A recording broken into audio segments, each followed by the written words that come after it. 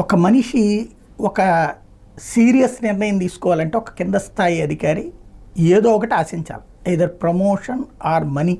అది కూడా తన జీవితంలో చెయ్యలేనంత లేదా చేస్తే ప్రమాదకరమని తెలిసి చెయ్యాలి అంటే సంథింగ్ ఏదో ఉండాలి.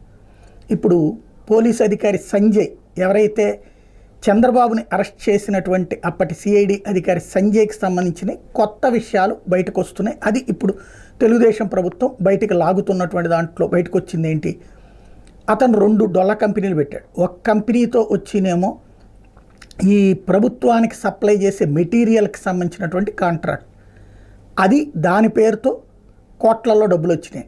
రెండవది వచ్చి SC/ST అవేర్నెస్ కోసం అంటూ ఒక సంస్థ పెట్టి వాళ్ళు సభలు సమావేశాలు నిర్వహించి SC/STలకి వాళ్ళకు ఉన్నటువంటి హక్కులు వాటి గురించి చైతన్యపరచడానికి అన్నటువంటి పేరుతో దానికి 1.5 కోటి రూపాయలు ప్రభుత్వం డబ్బులు వేసింది.